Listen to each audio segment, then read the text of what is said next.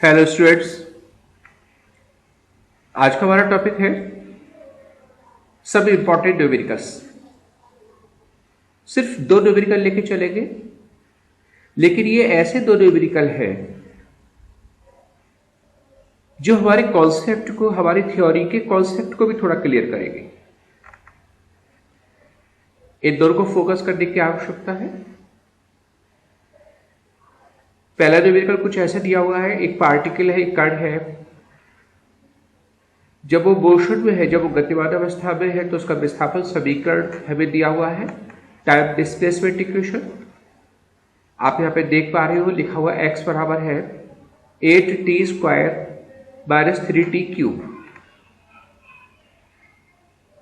Time intervals t बराबर 0 और t बराबर 2 सेकंड के बीच में, तथा t बराबर 0 और t बराबर 3 सेकंड के बीच में हमें उनकी उस पार्टिकल की एवरेज वेलोसिटीज कैलकुलेट करनी है, औसत वेग ज्ञात करना है। बस दो टाइम इंटरवल के बीच में, 0 से लेकर 2 सेकंड के बीच और 0 से लेकर 3 सेकंड के बीच औसत वेग क्या होगी, ये हमें कैलकुलेट करना है। सॉल्यूशंस बहुत सिंपल है। आपको पता है औसत वेग किस कंडीशन में निकाला जाता है। औसत वेग हम तब निकालते हैं जब किसी वस्तु के गति करने की जो दर होती है वो जब चेंज होती चली जाए, तो उस कंडीशन में हम निकालते हैं एवरेज वेलोसिटी। और औसत वेग का फॉर्मूला होता है वस्तु द्वारा तय की गई कुल विस्थापन दिए गए टाइम इंटरवल में और बटे टाइम इंटरवल, मतलब दिए गए समय अंतराल में तय किया गया विस्थापन और बटे समय अंतराल। इससे हम निकालेंगे औसत वेग। तो देखो, पहले में औसत वेग निकालना है 0 समय से लेकर 2 सेकंड के बीच में। अब हमें यहां पर जो दिया हुआ वो विस्थापन समीकरण है, तो सबसे पहले हम t बराबर 0 समय पर उसका विस्थापन निकालेंगे। 0 समय में उसने कितना विस्थापन तय किया वो निकालेंगे, और एक बार t बराबर 2 सेकंड के बाद उसका विस्थापन निकालेंगे। फिर 2 सेकंड के विस्थापन में से जितना विस्थापन उसमें 2 सेकंड में तय किया है, उस विस्थापन में से जो 0 समय का विस्थापन होगा, ये कोई जरूरी नहीं है कि 0 समय का विस्थापन 0 ही हो, नॉट कंपल्सरी। ये तो हमारे इक्वेशन के ऊपर डिपेंड करेगा। तो 2 सेकंड के विस्थापन में से हम 0 समय का जो विस्थापन होगा उसे माइनस करेंगे। वो हमारा हो जाएगा दिए गए समय अंतराल में परिणामी विस्थापन और बटे टाइम इंटरवल से हमें भाग करना होगा। तो देखो, सबसे पहले विस्थापन इक्वेशन लिखते हैं। हमें लिखा हुआ x बराबर लिखा हुआ है, आप यहां पे देख पा रहे हो, ये लिखा हुआ 8t² माइनस का 3t³। पहले हम t बराबर 0 समय में विस्थापन निकाले, उसे हम लिखेंगे x0। 0 समय पे तो x0 लगा लिया हमने सिंबल, बराबर हो जाएगा 8 इंटू, जहां t आएगा उसके लिए 0 लेके चलेगा, तो 8 इंटू 0 का स्क्वायर, यहाँ पे 0 लिखा, माइनस करके 3 इंटू टी की जगह फिर 0 लिखा तो 0 का क्यूब। इसको थोड़ा सिंप्लीफाई करेंगे तो देखो, ये भी 0 हो जाएगा, ये भी 0 हो जाएगा, तो 0 समय पे विस्थापन हमारा 0 हुआ, बाई चांस 0 है। फिर हम निकालेंगे विस्थापन t बराबर 2 सेकंड पर, तो t के प्लेस पर हम 2 रखेंगे, उस विस्थापन को कहेंगे x2। तो x2 इक्वल टू ये हो जाएगा 8 इंटू 2 का स्क्वायर माइनस 3 इंटू 2 का क्यूब। यहाँ पे t के प्लेस पर 2 लिख लिया, यहाँ पे भी t के स्थान पर हमने 2 लिख लिया।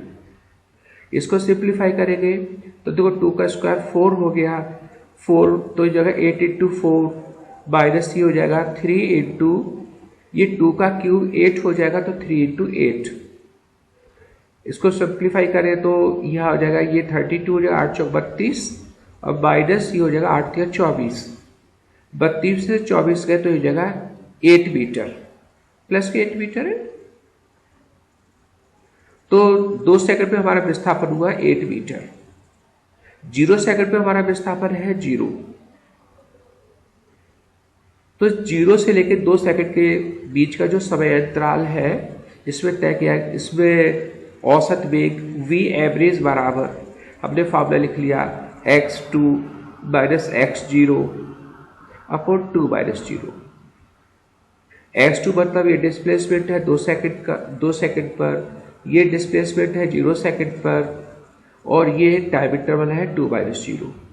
बस वैल्यू पुट की, x2 का मान हम 8 रखेंगे, 8 माइनस 0 अपॉन 2 यहाँ पे लिखा हुआ होगा, ये 8 माइनस 0 अपॉन 2, तो हमारा आंसर आ जाएगा 4 मीटर पर सेकेंड। तो 0 से लेकर 2 सेकंड के बीच का जो औसत वेग है वो है 4 मीटर बटे सेकेंड। ओके, फिर पूछा है, इसी तरह से पूछा है 0 से लेकर 3 सेकंड के वेग, 3 सेकंड के समय अंतराल का औसत वेग बताइए। तो सेम प्रोसेस, एक ही तरीका होगा। पहले अब 0 सेकंड पर विस्थापन निकालेंगे x0, फिर अब 3 सेकंड में विस्थापन निकालेंगे x3, और औसत वेग निकालने के लिए इस टाइम इंटरवल में हम x3 में से x0 को माइनस करेंगे, और अपोज में हो जाएगा 3 माइनस 0, विस्थापन बटे समय अंतराल। तो देखो यहां पर हमने बेसिक फॉर्मूला लिखा भी है, पहले ये लिखा हुआ है x एवरेज बराबर लिखा हुआ है x3 माइनस x0 और बटे में 3 माइनस 0। अब हमें x0 की तो वैल्यू मालूम है, x0 तो हमारा 0 के बराबर है। अब हमें x3 और निकाल लेते हैं। पहले x3 निकालेंगे, t के स्थान पर t रखेंगे, इस वाले इक्वेशन में t के प्लेस पर 3 रख दे, तो ये जगह 8 इंटू 3 का स्क्वायर माइनस 3 इंटू 3 का क्यूब। सिंप्लीफाई करेंगे तो 3 का स्क्वायर 9 हो गया, तो 8 इंटू 9 माइनस का हो जाएगा 3 इंटू 27, 3 का क्यूब हो गया 27, और सिंप्लीफाई करेंगे 8 का 9 में मल्टीप्लाई करोगे तो 72 हो जाएगा, माइनस का ये हो जाएगा 27 का 3 में मल्टीप्लाई हुआ तो 81, ये माइनस का ज्यादा है तो बचेगा माइनस का 9, तो अब विस्थापन हुआ माइनस का 9, x हुआ माइनस 9। देयरफॉर इस समय अंतराल में औसत वेग v एवरेज बराबर x3 के प्लेस पर लिखा हमने माइनस 9 माइनस 0, ये x0 के प्लेस पर हो गया अपॉन 3 माइनस 0, तो एवरेज वेलोसिटी हमारी नेगेटिव आएगी माइनस 3 मीटर पर सेकेंड। तो न्यूमेरिकल कठिन नहीं है। ओके, हमारा सेकंड न्यूमेरिकल ये है, हर एक पॉइंट को बहुत फोकस करने की जरूरत है। सवाल में लिखा हुआ है, जरा आप ध्यान से पढ़िए। एक्स अक्ष की दिशा में एक कण गति कर रहा है, उसका स्थित सदिश है, स्थित पोजीशन हमें दी हुई है। पोजीशन का मतलब ये होता है कि किस समय कहां पर होगा, उसे बोलते हैं उसकी पोजीशन, स्थिति का समीकरण दिया हुआ है। x बराबर लिखा हुआ capital A into T cube plus B into T square plus C into T plus D, जहां पर A, B, C और D के मान हमें दिए हुए हैं। A का मान है प्लस का 1, B का मान है प्लस का 4, C का मान है माइनस का 2 और D का मान है प्लस का 5। ये A, B, C और D के मान दिए हुए हैं। ऐसा ही पद्धति का हमें यूज करना है। तो हमें ज्ञात करना है, क्या क्या ज्ञात करना है, थोड़ा ध्यान दीजिए। हमें ज्ञात करना नंबर फर्स्ट, कण की प्रारंभिक स्थिति। कण की प्रारंभिक स्थिति क्या होगी, initial position. Number second, 4 second बाद स्थिति क्या होगी, position after 4 seconds. Number third, t बराबर 0 समय पर वेग। तो ये लिखा t बराबर 0 समय से t बराबर 4 सेकेंड के टाइम इंटरवल का विस्थापन, वेग तो बाद में। t बराबर 0 समय से t बराबर 4 सेकेंड के समय अंतराल का विस्थापन, ये थर्ड पार्ट है। फोर्थ पार्ट में पूछा है t बराबर 4 सेकेंड पर वेग। फिफ्थ पार्ट में पूछा है t बराबर 4 सेकेंड पर कण की गति में उत्पन्न त्वरण। नेक्स्ट पूछा गया है t बराबर 0 सेकेंड से t बराबर 4 सेकेंड के समय अंतराल में औसत वेग, और लास्ट पार्ट में पूछा इसी टाइम इंटरवल में औसत त्वरण। तो ढेर सारी बातें हैं, लेकिन बहुत केयरफुली ध्यान देकर के हमें फोकस करना है। ओके, तो देखो सबसे पहले हमें जो दिया हुआ है वो हम इक्वेशन लिख लेते हैं। हमारा टाइम पोजीशन इक्वेशन है, समय स्थिति समीकरण है। यहां पे लिखा हुआ है x equal to capital A to t cube plus B t square plus C t plus t, equation दिया हुआ है। ये टाइम पोजीशन इक्वेशन, समय स्थिति समीकरण। यहाँ पर जो ए का मान, बी का मान, सी और डी के बाद जो दिए हुए उनको हम लिख लेते हैं यहाँ पर, और इन वैल्यूज को हम यहाँ पुट कर देते हैं। देयरफॉर x इक्वल टू ए के प्लेस पर हमने 1 लिखा तो हो जाएगा टी क्यूब, प्लस करके बी के प्लेस पर 4 लिखा हुआ, बी 4 दिया हुआ तो हो जाएगा 4 इंटू टी स्क्वायर, प्लस करके सी के प्लेस पर माइनस का 2 है तो हो जाएगा माइनस का 2t, प्लस डी के प्लेस पर 5 है तो हो जाएगा प्लस का 5। तो हमारा इक्वेशन ये हो गया। पोजीशन इक्वेशन ये है, हमने ए बी सी और डी के बाद रख दिए। उसके बाद ये पूछा है कण की प्रारंभिक स्थिति बताइए। प्रारंभिक का मतलब होता है जब टी बराबर 0। तो जब भी प्रारंभिक वैल्यूज पूछी जाए, चाहे प्रारंभिक वेग पूछा जाए, चाहे प्रारंभिक पोजीशन पूछी जाए, हमें टी बराबर 0 रखना होगा, क्योंकि टी बराबर 0 समय पर जो भी वैल्यूज होती है दे आर कॉल्ड इनिशियल्स, उनको प्रारंभिक वैल्यूज कहते हैं। तो हम यहाँ पर टी बराबर 0 रख दें। और चूंकि हमारा इक्वेशन पोजीशन में है, स्थिति में है, तो इसी इक्वेशन में जो टाइम पोजीशन का इक्वेशन है, इसी इक्वेशन में टी की जगह 0 रख देंगे। जहां जहां टी आएगा तो 0 समय पर आ जाएगी स्थिति। स्थिति तो पूछिए प्रारंभिक, तो टी की जगह आप 0 रखिएगा। उस स्थिति को बोलेंगे x0, x के साथ में भी 0 लगा लिया, because it is the position at time t equal to 0। तो x0 इक्वल टू, यहाँ पे t के प्लेस पे पहले 0 लिखा तो 0 की पावर 3 प्लस 4 इंटू 0 का स्क्वायर माइनस 2 इंटू 0 और प्लस 5। तो ये सब 0 हो गए, सिर्फ 5 रह गया। तो x0 का वैल्यू आई 5, मतलब 0 समय पर जो पोजीशन है वो 5 मीटर है।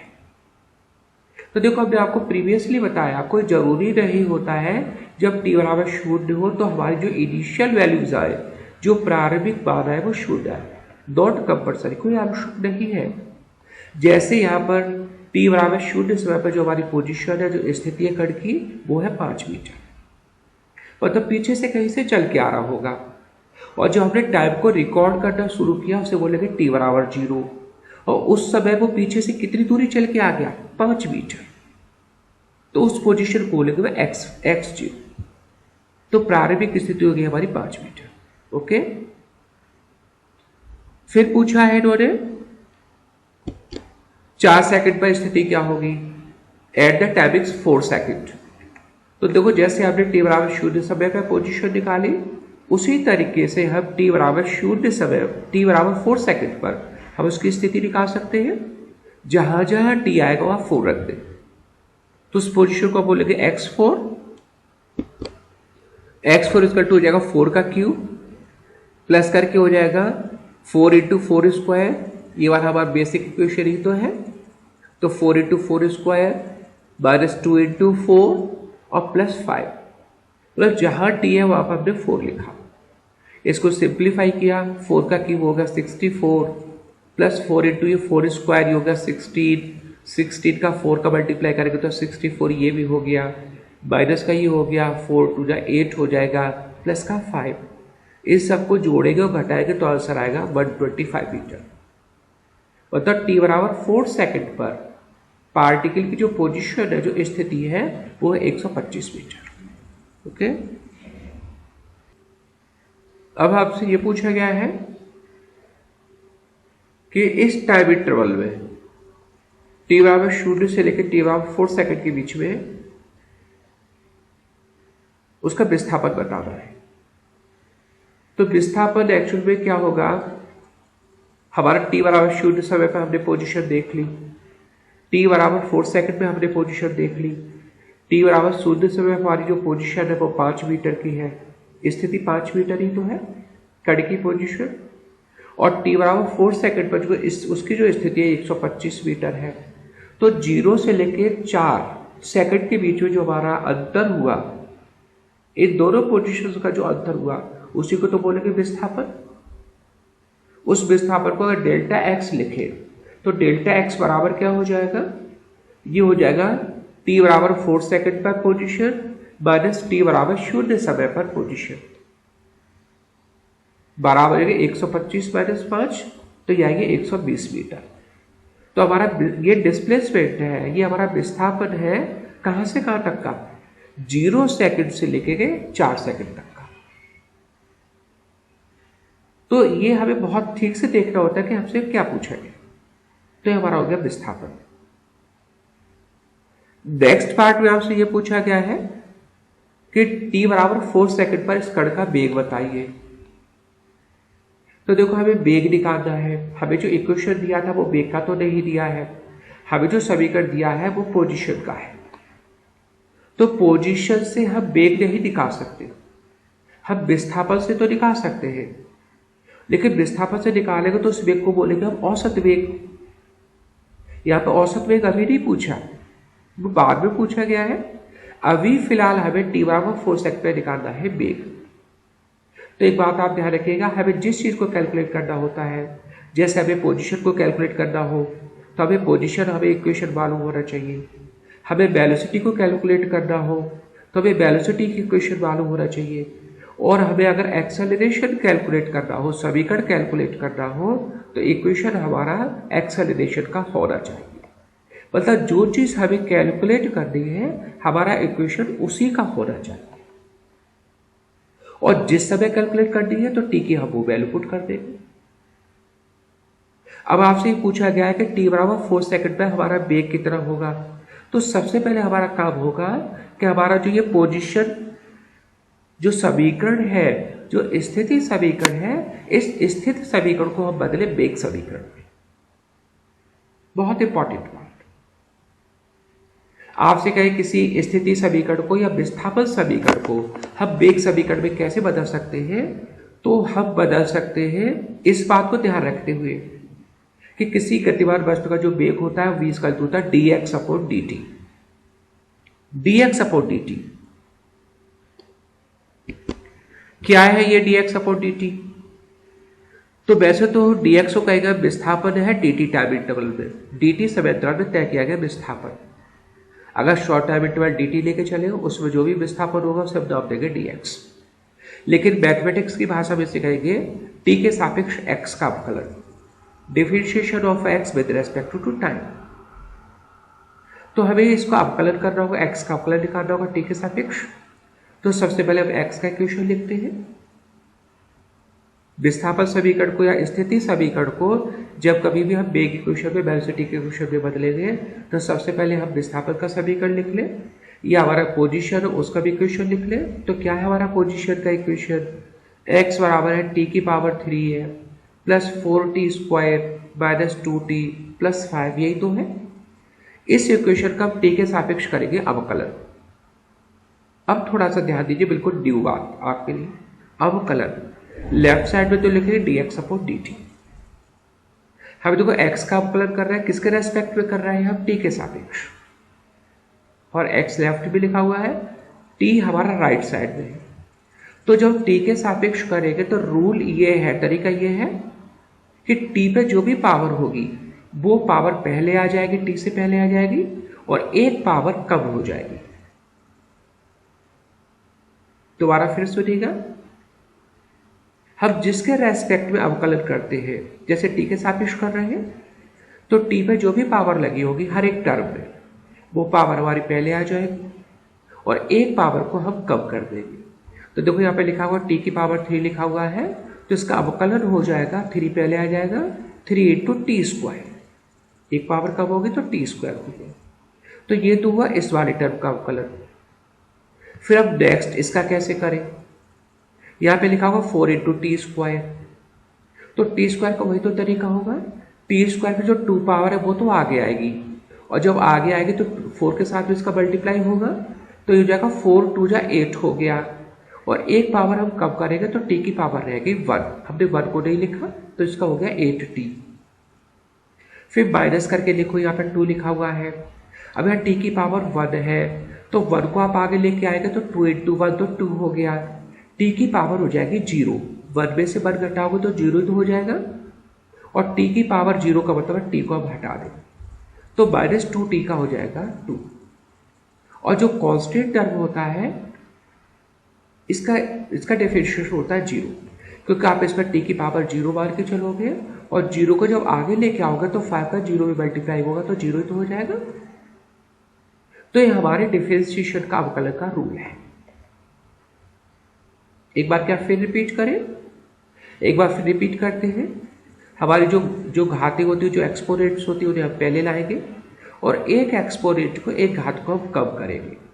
तो देखो टी क्यूब का क्या अवकलन हो जाएगा, टी क्यूब का अवकलन हो जाएगा 3t² प्लस का यहाँ पे लिखा होगा 4 × t², टी स्क्वायर का तो वैसे होगा 2t, 2 पहले आ जाएगा इंटू टी की पावर 1, लेकिन 4 भी तो है तो ये जगह 8t।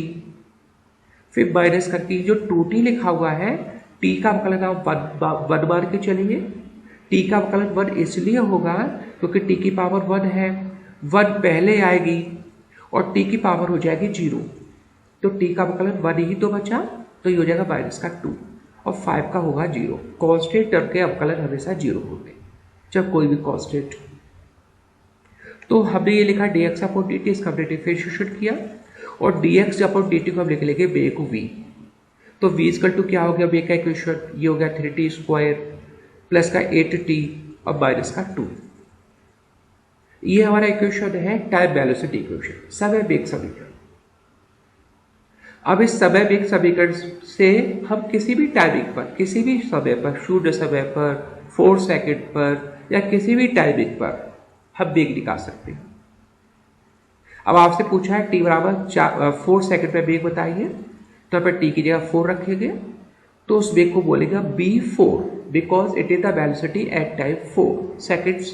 तो b4 इक्वल टू यहाँ पर 3 × 2 जगह 4 का स्क्वायर प्लस यहाँ पर 8 × 4 और -2, जहाँ जहाँ t आएगा वही तो 4 लिखेंगे, यहाँ पर हमने 4 लिखा, यहाँ पर हमने 4 लिखा।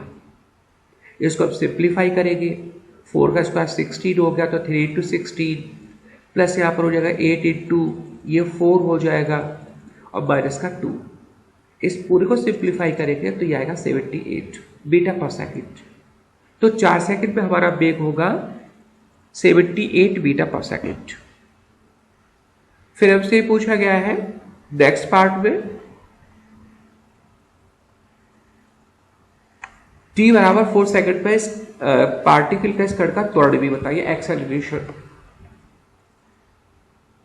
तो देखो प्रीवियसली अब आपको एक बात बताई होगी कि आप जो चीज कैलकुलेट करना चाहते हो, जैसे आप विस्थापन कैलकुलेट करना चाहते हो, आप वेलोसिटी कैलकुलेट करना चाहते हो, आप एक्सेलरेशन कैलकुलेट करना चाहते हो, हमारा इक्वेशन उसी का होना चाहिए।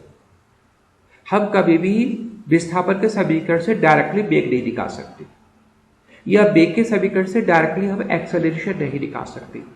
पहले इक्वेशन को हम चेंज करेंगे, उसके बाद t की वैल्यू पुट करके हम कैलकुलेट करेंगे।